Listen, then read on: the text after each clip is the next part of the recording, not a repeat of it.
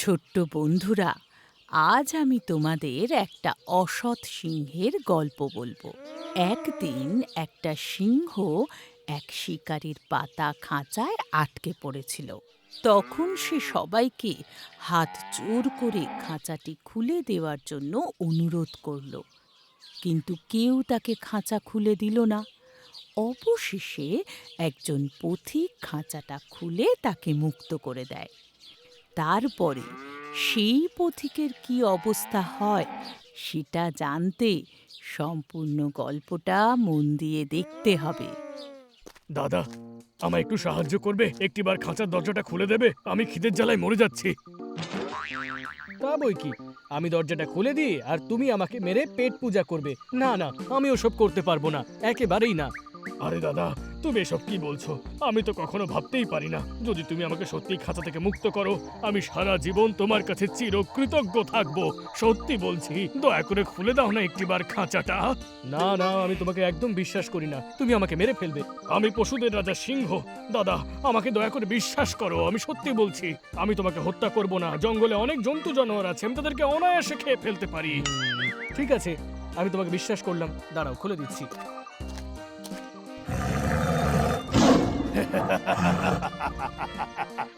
তুমি আমাকে খাঁচা থেকে মুক্ত করেছো, কিন্তু আমার এখন খুব খিদে পেয়েছে, তাই এখন তোমাকে ছাড়া যাবে না, তোমাকে খাবোই। না না না না, এমন তো কথা ছিল না। তোমার এত বড় উপকার করলাম, আর তুমি কি না আমাকেই খাবে বলছো? হ্যাঁ, কথা দিয়েছিলাম ঠিকই, কিন্তু এখন ওই সব ভুলে যাও। আমার খুব খিদে পেয়েছে, আমি এখন তোমাকে খাবো। আর এটাই হচ্ছে প্রকৃতির নিয়ম, বুঝলে? হ্যাঁ, এই রে, এখন আমি কি করি? আচ্ছা ঠিক আছে, হ্যাঁ ঠিক আছে, আমি তোমাকে একটা ভালো উপদেশ দিচ্ছি। তুমি যে কাজটা করতে চলেছো সেটা ঠিক কি ভুল চলো দেখি, তা তিনজন সাক্ষীকে জিজ্ঞেস করে দেখা যাক। যদি তারা তোমার কথায় সম্মতি জানায় তবেই তুমি আমাকে খেয়ে ফেলতে পারো, ঠিক আছে? ঠিক আছে। এই জঙ্গলে আমি পশুদের রাজা এবং আমি সবচেয়ে শক্তিশালী। আমার মুখের ওপর সবাই কথা বলতে ভয় পায়। হে নীলবর্ণ শিয়াল দাদা, আচ্ছা তুমি আমায় একটা কথা বলো। আমি এই সিংহটাকে খাঁচা থেকে মুক্ত করেছি, এখন সে আমাকে খেতে আসছে।